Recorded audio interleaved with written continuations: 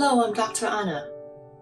In the current coronavirus situation, we're dealing not just with a pandemic of the virus, but with a pandemic of stress and anxiety as well.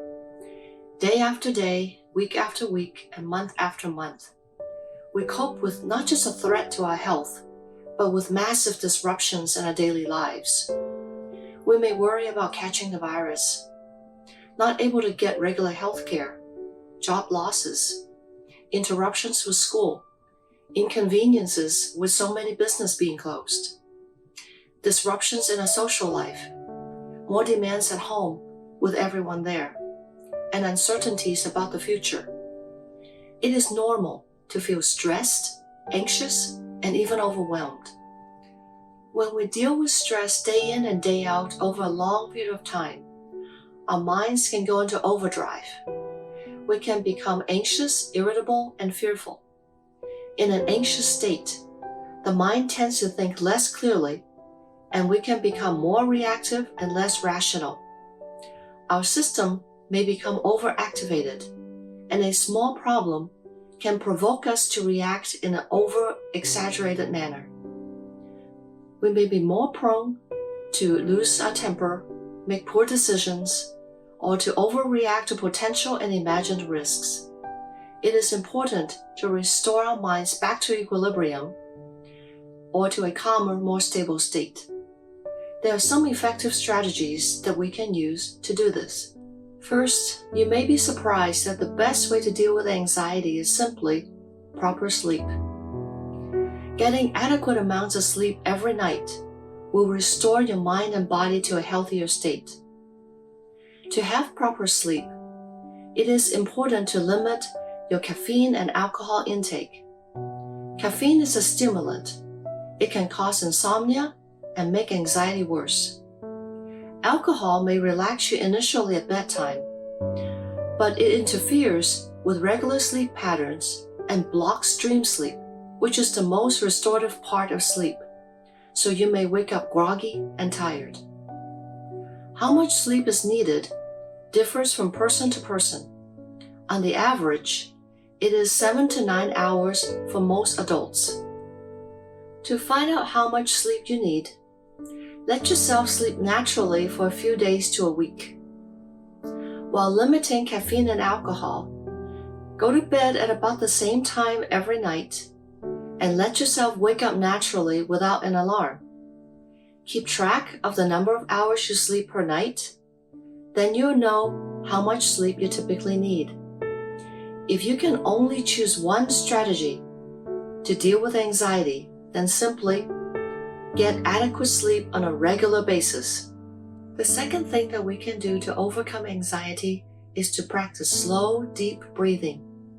Slow, deep breathing calms your heart rate down and slows your body functions to a more relaxed state. Research has shown that it not only helps with anxiety, but it also helps to lower hypertension and high blood pressure as well. To start, find a comfortable chair to sit in a quiet location where you will not be disturbed for 5 to 10 minutes. If you prefer, you may also practice slow, deep breathing lying down. You can close your eyes and turn off any electronic devices such as cell phones to minimize distraction. Then, place one hand on your chest and the other on your belly. Breathe in a count of 4, and each count is about 1 second. You can do the counting in your head. If you find that your breathing is finished before the count of 4, then you're breathing too fast. Slow your breathing down such that you're done taking in the air when the count of 4 is up. Then, hold your breath for a count of 4, and finally, exhale through your mouth in a count of 4. When you inhale, the hand on your belly should move away from your body, but the hand on your chest should move very little. Focus on breathing from the diaphragm, which is your belly area. Think of blowing air into a balloon.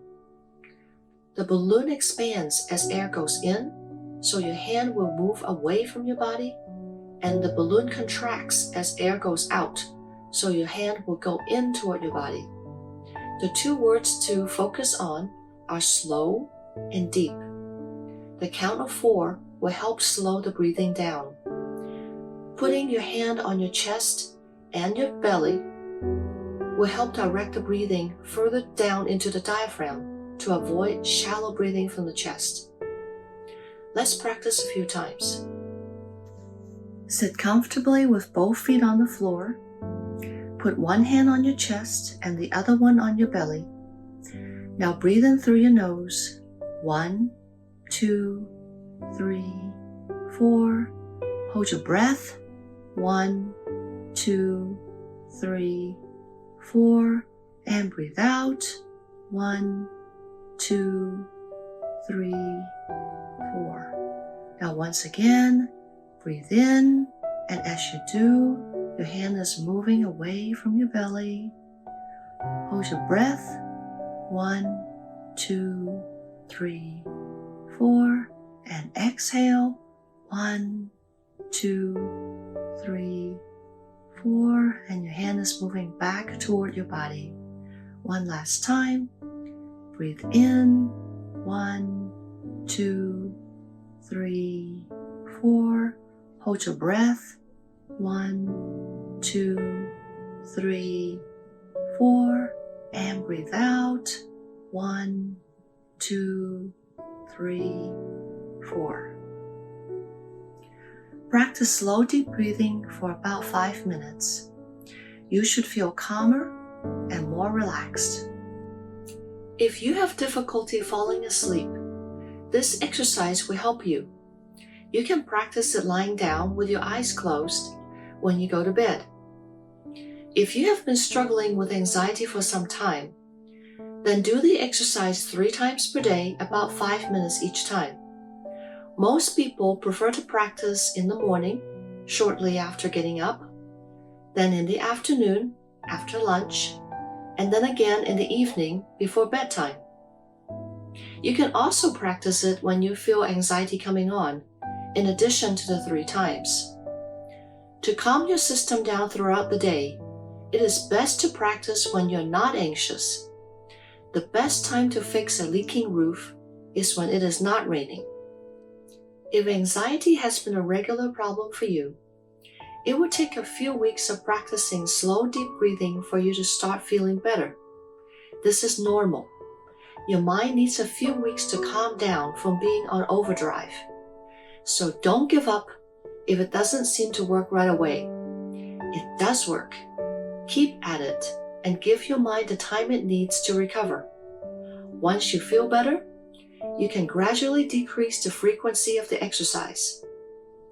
We have reached the end of part 1 of the video on overcome anxiety.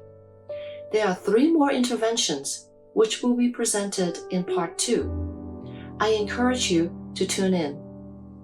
Meanwhile, get proper sleep and relax with slow, deep breathing. Through it all, God is with us, and we can say in accordance to Psalm 4:8, "In peace I will lie down and sleep, for you alone, Lord, make me dwell in safety."